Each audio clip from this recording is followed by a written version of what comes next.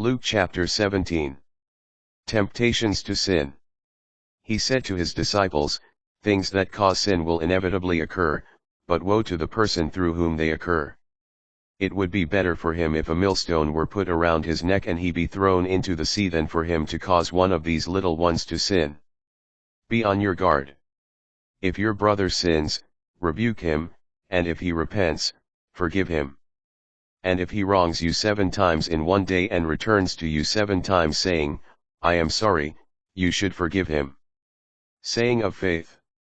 And the apostles said to the Lord, increase our faith. The Lord replied, if you have faith the size of a mustard seed, you would say to this mulberry tree, be uprooted and planted in the sea, and it would obey you. Attitude of a servant. Who among you would say to your servant who has just come in from plowing or tending sheep in the field, come here immediately and take your place at table? Would he not rather say to him, prepare something for me to eat? Put on your apron and wait on me while I eat and drink. You may eat and drink when I am finished? Is he grateful to that servant because he did what was commanded? So should it be with you. When you have done all you have been commanded, say, we are unprofitable servants, we have done what we were obliged to do. The cleansing of 10 lepers. As he continued his journey to Jerusalem he traveled through Samaria and Galilee. As he was entering a village, 10 lepers met him. They stood at a distance from him, and raised their voice, saying, Jesus, Master, have pity on us. And when he saw them, he said, go show yourselves to the priests. As they were going they were cleansed. And one of them, realizing he had been healed, returned, glorifying God in a loud voice. And he fell at the feet of Jesus and thanked him. He was a Samaritan. Jesus said in reply, 10 were cleansed, were they not? Where are the other 9? Has none but this foreigner returned to give thanks to God? Then he said to him, stand up and go, your faith has saved you. The coming of the kingdom of God.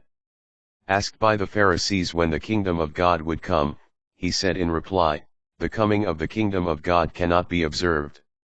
And no one will announce, look, here it is, or, there it is, for behold, the kingdom of God is among you. The day of the Son of Man.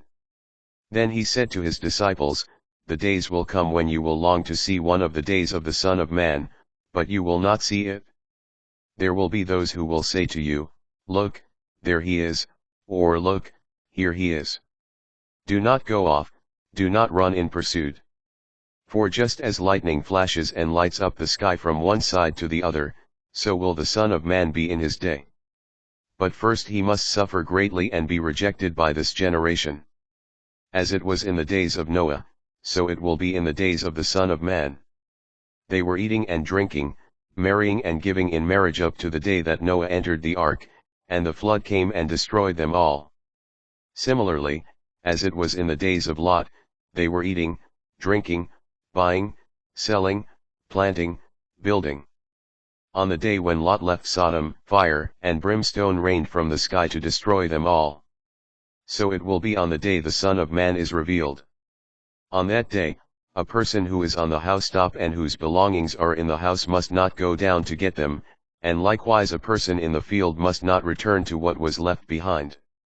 Remember the wife of Lot. Whoever seeks to preserve his life will lose it, but whoever loses it will save it. I tell you, on that night there will be 2 people in one bed, one will be taken, the other left.